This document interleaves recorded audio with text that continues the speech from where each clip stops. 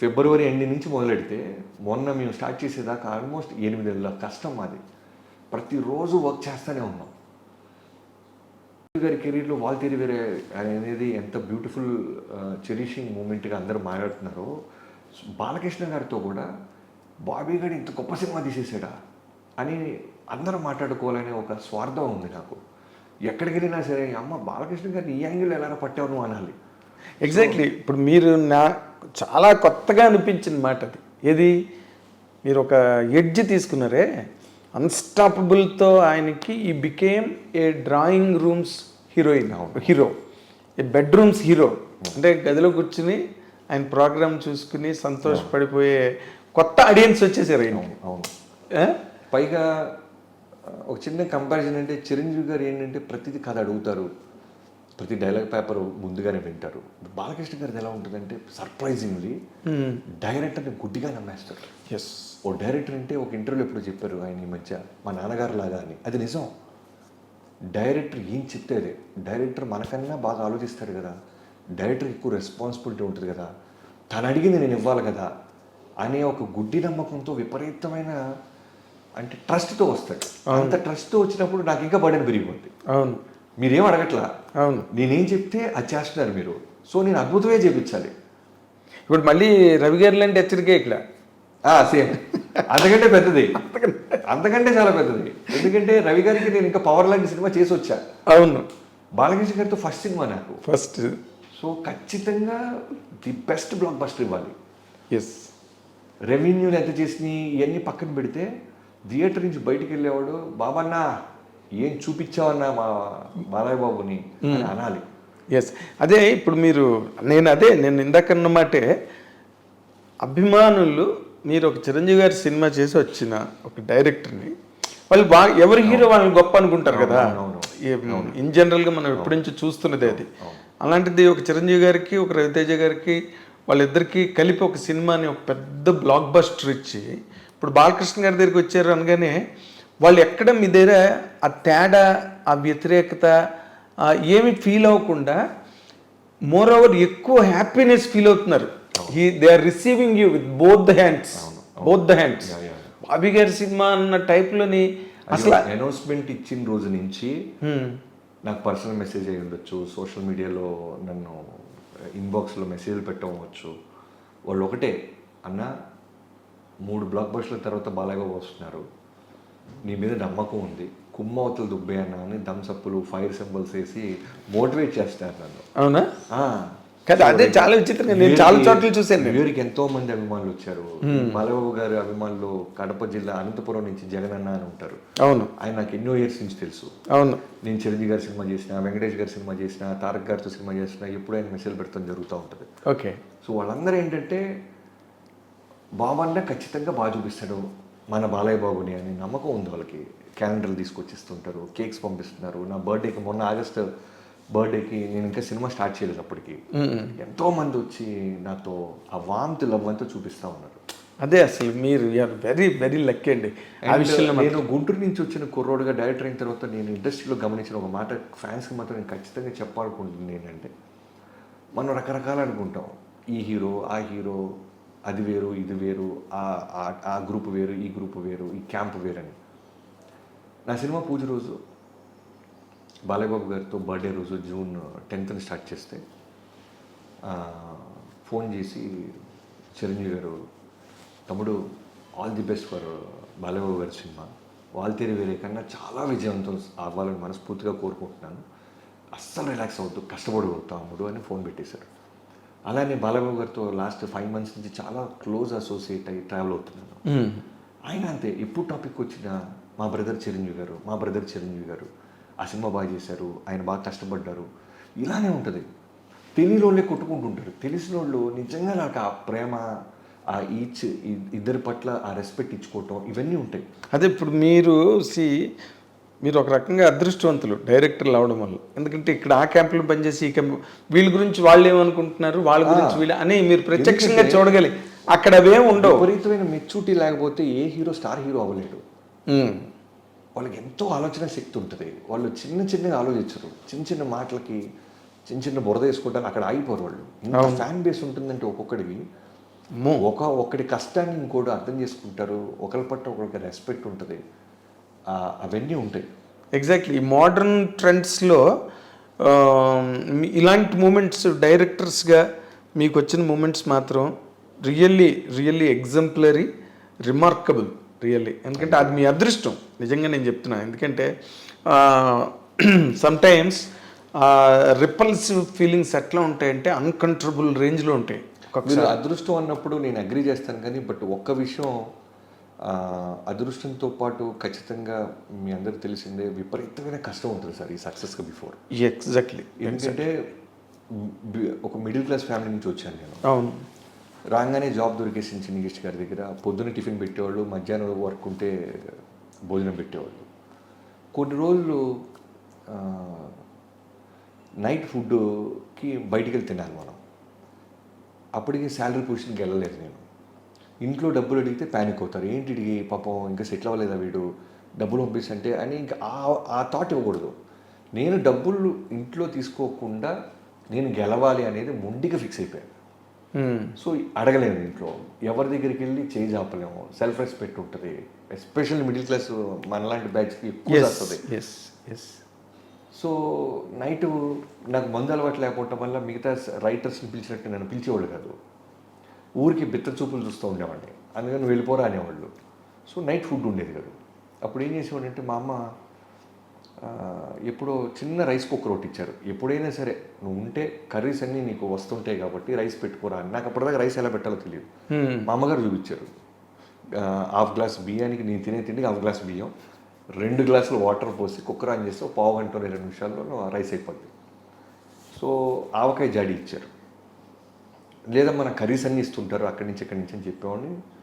So 3 రూపాయలు పెడితే పక్కన బంజారాస్ రోడ్ నెంబర్ 7 పెరుగు అమ్మేవాళ్ళు. చాలా మంత్స్ ఆవకాయ అన్నం, 3 రూపాయలు పెరుగు, ఇదే నా ఫుడ్. చాలా మంత్స్ ఆవకాయ అన్నం పెరుగు అన్నం వేసుకొని తినేస్తే అయిపోయేది.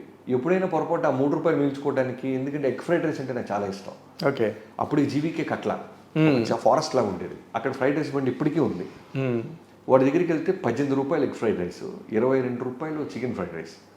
సో ఈ 3 రూపాయలు పెరుగు దాచి ఎగ్ ఫ్రైడ్ రైస్ ఆదివారం పూట వెళ్ళి నేను సెలబ్రేట్ చేసుకోవడానికి ఎగ్ ఫ్రైడ్ రైస్ తినేవాడిని.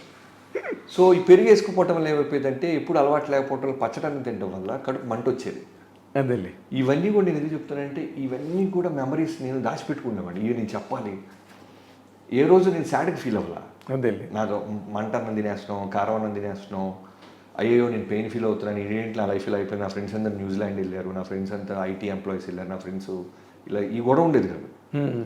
అరే రామారావు గారు ఇలా పడ్డారంట, నాగేశ్వరరావు గారు ఇలా కష్టపడ్డారంట, చిరంజీవి గారు ఇలా పడ్డారంట, మనం కూడా ఇలా పడుతున్నామంటే ఏదో రోజు వస్తుందని వెయిట్ చేసేవాడిని.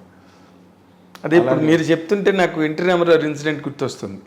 అక్కడెక్కడో మౌంట్ రోడ్లో రూపాయికి ఫుల్ ప్లేట్ నిండా పెడతారు పులిహోర అంటే గుమ్మడి గారిని తీసుకుని నడుచుకుని అంత దూరం వెళ్ళేవారంట 1 రూపాయి కోసం అని చెప్పి. అలానే ఇప్పుడు ఇంత ఖరీదైన బట్టలు వేస్తున్నాను, షూ వేస్తున్నాను, కాస్ట్లీ కార్లు తిరుగుతున్నాను. ఇదే బాబీ 2006, 2007లో కూడా ప్యారడైజ్ దగ్గరికి వెళ్ళి 40 రూపాయలు చొప్పున రోడ్డు మీద చొక్కా కొనుండే నేను. కథ చెప్పాలంటే ఒక హీరోకి మంచి షర్ట్ ఉండాలి. సో వెళ్తే వాడు 100 రూపాయలకి 2 షర్ట్లు, 100 రూపాయలకి 3 షర్ట్లు పెట్టేవాడు. అవును. అలాంటి షర్టు నేను చాలా కాలం వాడా. 40 రూపీస్కి ప్యారడైజ్ దగ్గర నేను షర్ట్ కొన్నా. సో ఇవన్నీ పడ్డా.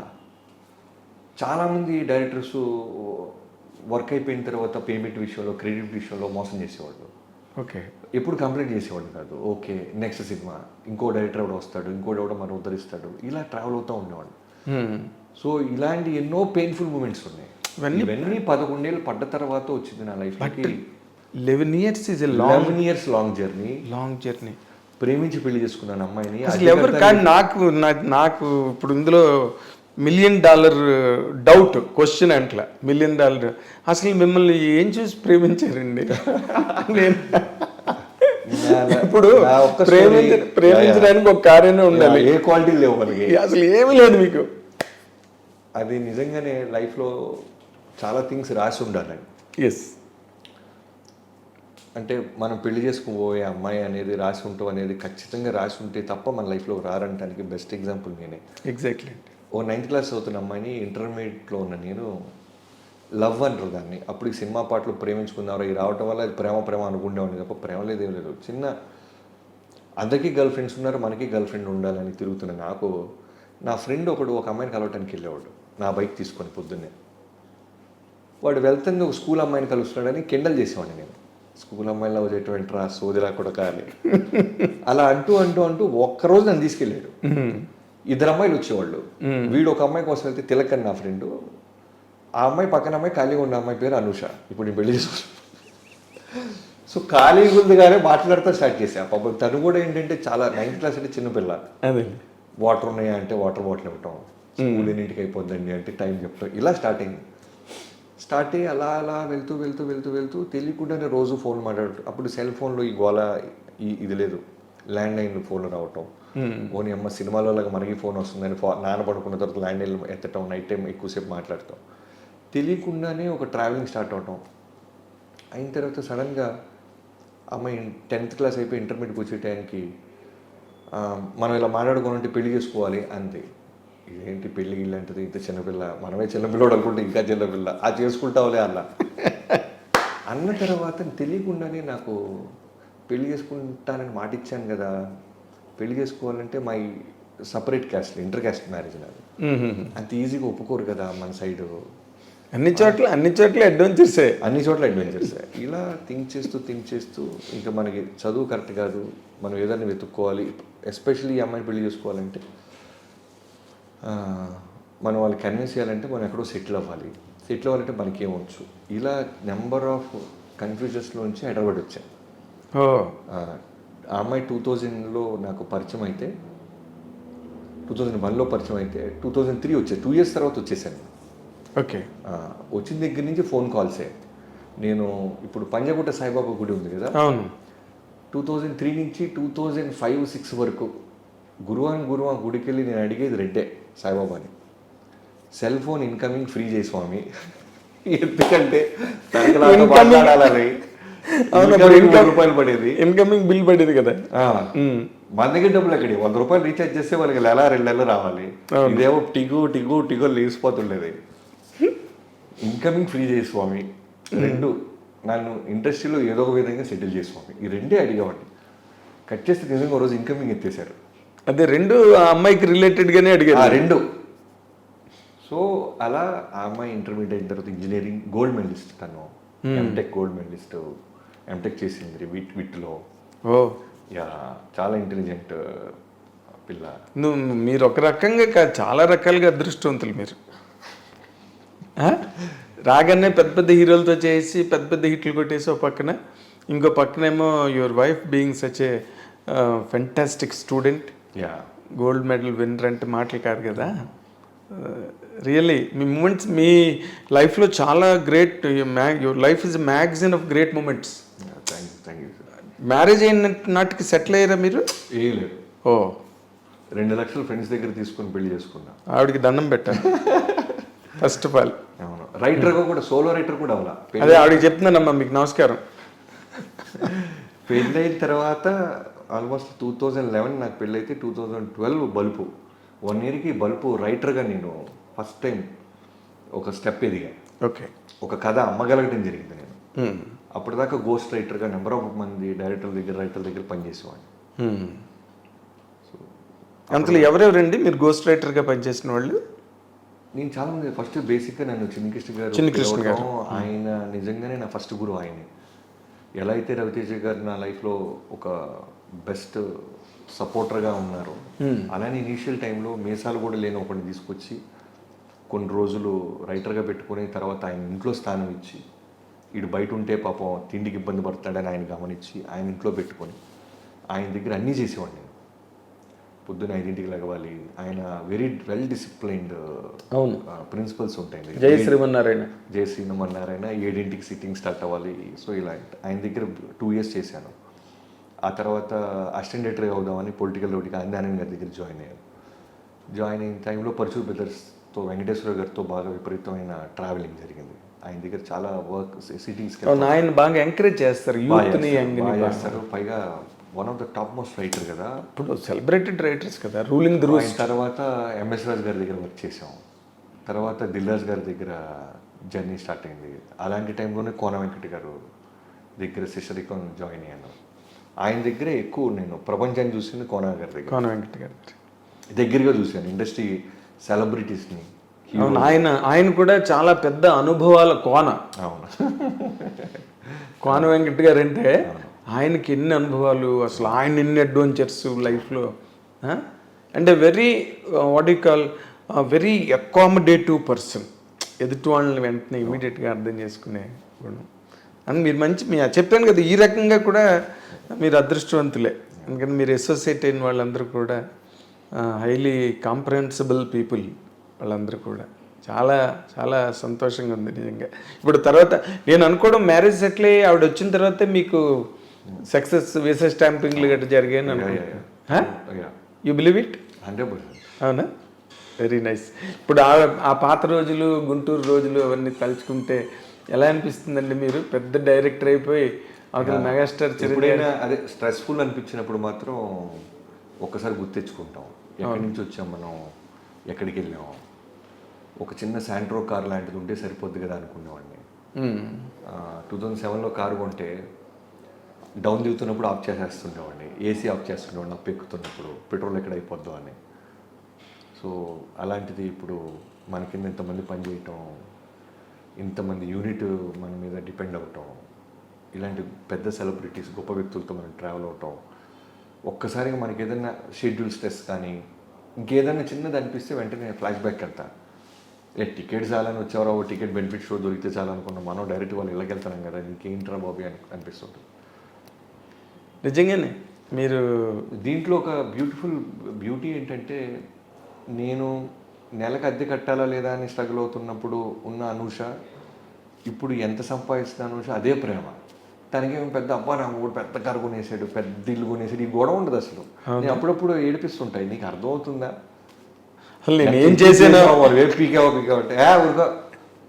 సోది ఉంటున్నావు, సోది చెప్తావు. శాంటర్ అయితే ఏంటి, రేంజ్ రోవర్ అయితే ఏంటి, కారే కదా అంటుంది.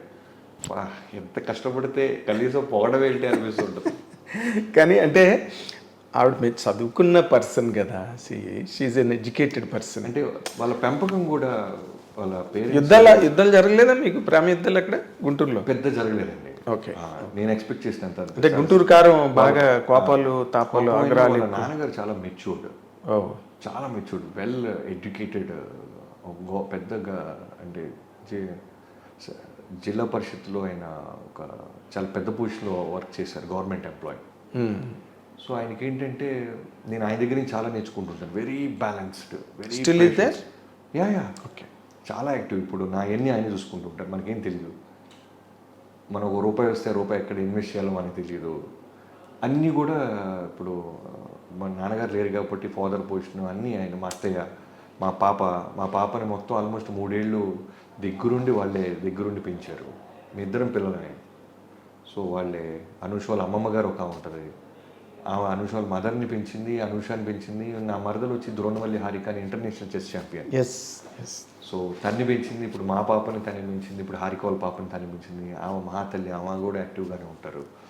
సో నేను 24 hours సినిమాకు ఉన్నా సరే నా ఫ్యామిలీని వాళ్ళు చూసుకుంటారని ఒక ధైర్యం ఉంది నాకు. సో నీ సక్సెస్ మీ సక్సెస్లో చాలా భాగం వాళ్ళకి చెందుతుంది కదా. ఎందుకంటే వాళ్ళు వెనకతలు షాక్ అబ్జర్వర్స్ లాగా అలా ఉండడం వల్ల you don't feel any shock. అదే నేను ఎప్పుడూ ఏది నమ్ముతానంటే, ఒకటి అచీవ్మెంట్లో వాడు ఒక్కడిది కాదు, ఎంతోమంది రైటర్స్ దగ్గర నుంచి, యూనిట్ సభ్యుల దగ్గర నుంచి, పొద్దున్నే మనం తీసుకెళ్ళే కార్ డ్రైవర్ దగ్గర నుంచి, ఎవ్రీబడి. అలానే ఇప్పుడు నా వైఫ్, నా ఫ్యామిలీ, మా అమ్మ నాన్న, అలానే మా అక్క బావ నాకు ఎంతో ఇనీషియల్గా మోతీనగర్ వాళ్ళు షిఫ్ట్ అయిపోయిన తర్వాత వాళ్ళ ఇంట్లోనే ఉండేవాడిని. మా బావ నేను డబ్బులు తీసుకొని అని చెప్పి నాకు కనబడేలాగా మెల్లగా ఫ్రిడ్జ్ మీద అలా పెట్టేసి నీదే చేంజ్ ఇక్కడ ఉండిపోయినాయి అని చెప్తా ఉండేవాడు. సో అలాంటి మూమెంట్స్ ఉన్నాయి. నాది కాదు బాబా, నేను లేదు నాది కాదు, ఇది నీదే, నిన్న ఎప్పుడు పెట్టినట్టున్నావు బాబీ అని వెళ్ళిపోతుండేవాడు, నాకు ఉన్నాయో లేదో అని. అలానే నాకు స్నేహితుడు అజయ్ అని ఒక ఫ్రెండ్ ఉండేవాడు. వాడు మొన్న 12th ఫెయిల్డ్ అనే సినిమా చూస్తుంటే చాలా సీన్లకి నేను ఎమోషన్ అయిపోయి ఏడుస్తున్నాను. ఇలానే కదా మనం స్ట్రగుల్ అయ్యాం, తినడానికి ఉండటానికి ఏమీ లేక, ఎవరైనా భోజనానికి పిలిస్తే బాగుండు అని ఎదురు చూసిన రోజులు ఎన్నో ఉన్నాయి కదా మనల్ని. దాంట్లో ఒక బ్యూటిఫుల్ ఫ్రెండ్ క్యారెక్టర్ ఉంటుంది 12th ఫెయిల్డ్లో. అలానే నాకు అజయ్ అని ఒక ఫ్రెండ్ ఉండేవాడు. చెన్నైలో అప్పుడు డివిడీలు కల్చరు, అప్పటికి నెట్ఫ్లిక్స్లు, ఓటీటీలు, ఏమీ లేవు. ల్యాప్టాప్లు లేవు. సినిమాని డివిడీ ప్లేయర్లో పెట్టుకొని చూడాలి. సో చెన్నై తీసుకెళ్ళి వాడు అప్పట్లోనే 7,800కి 2 సంచుల డివిడీలు కొనిపెట్టాడు. బావా ఇది సరిపోతే ఇంకా కొందామా అంటున్నాడు. అంటే ఆల్మోస్ట్ నాకు 100 కోట్ల రూపాయలు ఇచ్చినట్టు వాడు. అన్ని Hollywood, Korean films, Tamil films 2 కవర్ల నిండా వేసి బస్ ఎక్కించి వచ్చాం. ప్రతి సినిమా చూసేవాడిని. బా సో అలాంటి ఫ్రెండ్స్. వాసు అని నేను ఇనిషియల్గా హైదరాబాద్ వచ్చినప్పుడు చిన్న గదిలో ఉండేవాడు వాడు. చిన్నకిష్టి గారి దగ్గర జాయింట్ అవటానికి ముందు ఇదే గది, ఇదే వంటగది, ఇదే బాత్రూము, ఇక్కడే పడుకోవాలి. ఈ గదిలో 2 నెలలు ఉంటా. ఈ 2 నెలలు నాకు సపోర్ట్ చేసిన వాసు. ఇలా ఎంతోమంది పేర్లు మర్చిపోవచ్చు, కానీ ఎంతోమంది ఉంటారు ఒకటి సక్సెస్ వెనకాల. ఎగ్జాక్ట్లీ. మనం వెళ్తున్న గోల్ కరెక్ట్గా ఉందా లేదా అదొక్కటే మనం చూసుకోవాలి. ఎస్ ఎస్ ఎస్ మన గోల్ మనం నిజాయితీగా ఆనెస్ట్గా ఉన్నాం. ఎంతోమంది ప్రేమ, ఎంతోమంది విష్, ఎంతోమంది అవ్వాలనుకుంటుంది, వాళ్ళ ప్రేమతో మనం అవ్వనిస్తారు. అవును. అంతే తప్ప నేను ఒక్కడిని కలగన్నారు వాళ్ళు వేరే అంటే అబద్ధం. ఇక్కడ దాకా తీసుకొచ్చిన స్నేహితులు, తల్లిదండ్రులు, తోడబుట్టినోళ్ళు, భార్య, మా అత్తమామలు అందరూ ఇంతమంది నాకు పీస్నిస్తే నేను ఒక సినిమా తీయగలిగాను. All put together. అంతే తప్ప నా ఒక్కడిది కాదు. ఇప్పుడు తీసిన వాళ్ళ వేరే అవ్వచ్చు, రేపు చేయబోతున్న బాలకృష్ణ గారు 109 అవ్వచ్చు, ఫ్యూచర్లో దిగిపోతున్న సినిమాలు అవ్వచ్చు.